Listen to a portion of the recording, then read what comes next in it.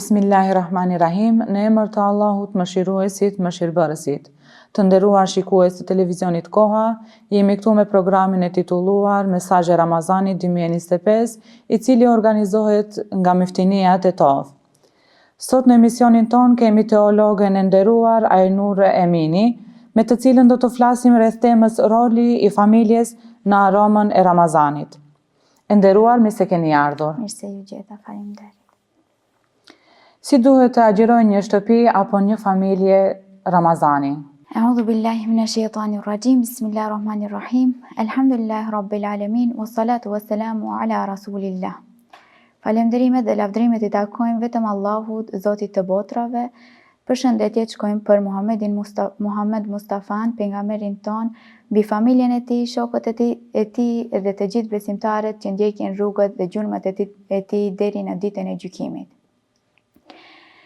Temën në fjalë të cilën e kemi sot në këtë ditë të muajit të bekuar të Ramazanit, kemi të flasim për familjen, se çfarë roli ka në aromën e muajit të bekuar të Ramazanit. Para se t'i përgjigjem pyetjes të parashtruar, kisha dëshirë të paraqes se muaji Ramazanit është një muaj që është paraqet një thesar që e stolis dhe pasuron jetën e besimtarit musliman me lloj-lloj margaritaresh.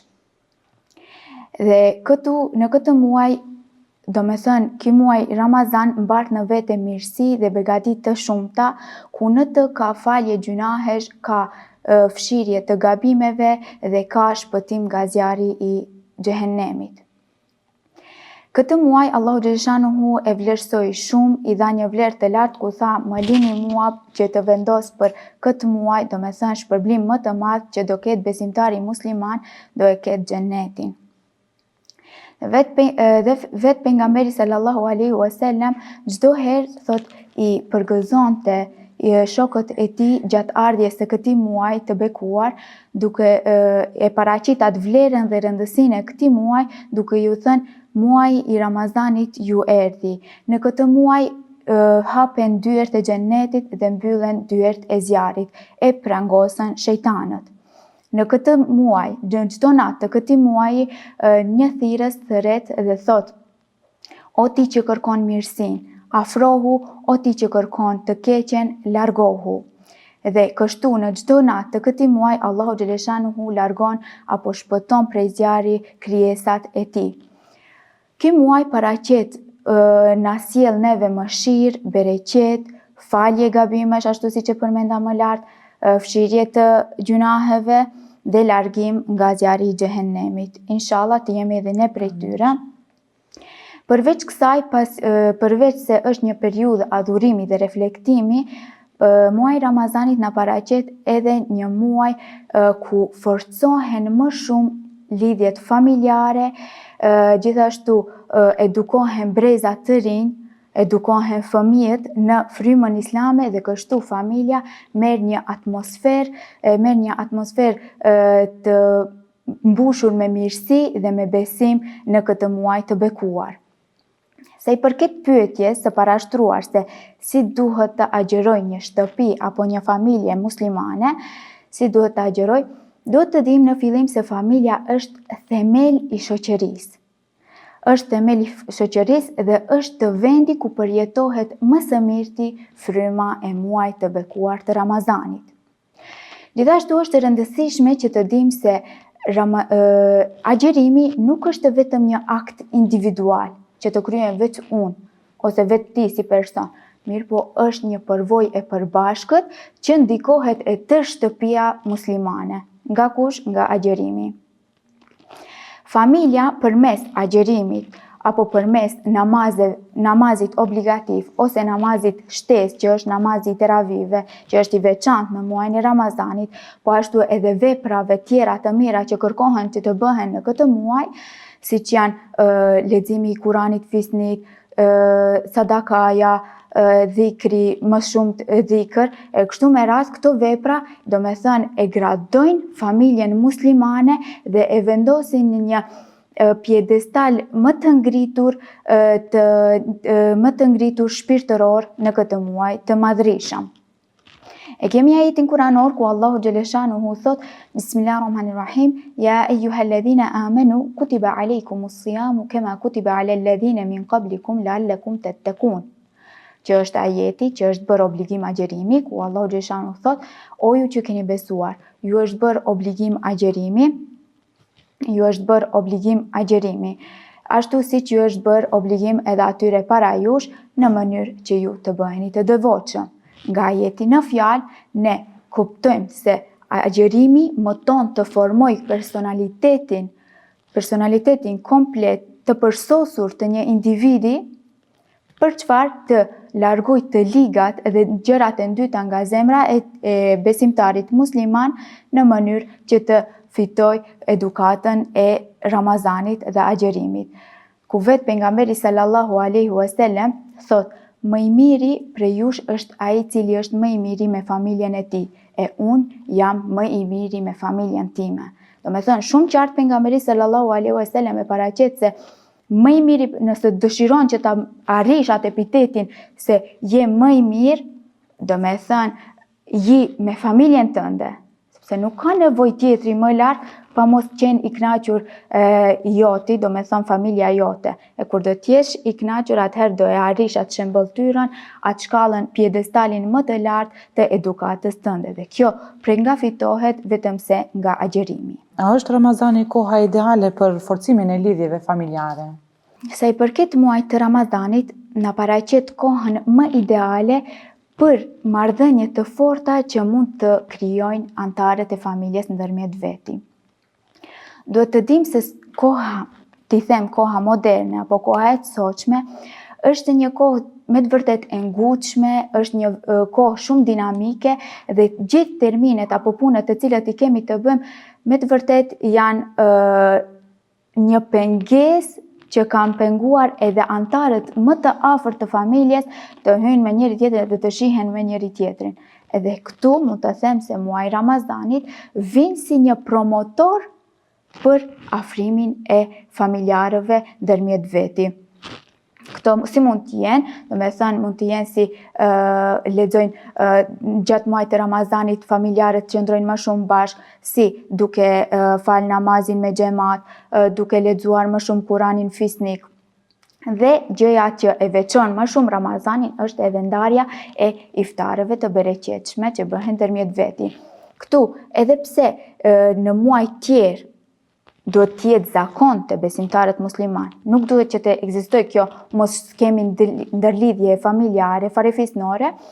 Përsëri, muaji Ramazani duhet t'jetë i veçantë për këtë gjë, do me thënë të shkëmbejmë iftare me njëri tjetrin, të shkojmë tek njëri tjetri, do me thënë të kemi një lidhje të fortë familjare. Dhe kjo e gjë e dallon vetë muaj i bekuar i Ramazanit, ku ndajsh iftare me shokët, me farefisin e kështu me radhë, ku vetë pejgamberi sallallahu alaihi wasallam ka folë shumë për vlerën e lidhjeve familjare, dhe gjithashtu kemi edhe ajete kuranore tjera që flasin ku vetë Allahu Gjeleshanu thot Bismillahirrahmanirrahim, wa'budullaha wa la tushriku bihi shay'a wa bil walidayni ihsanan wa bidhil qurba wal yatama.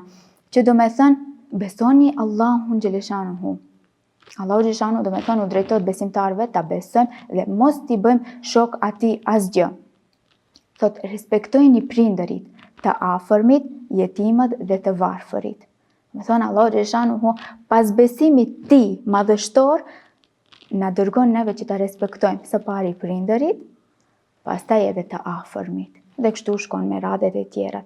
Edhe pejgamberi sallallahu alaihi wasallam thot kush përgatit një iftar për një agjërues, ai do ta ketë shpërblimin e tij të barabartë me të dhe nuk do t'i paksohet shpërblimi aqsa i agjëruesit. Inshallah. Po si ndikon muaji Ramazanit në aspektin edukativ?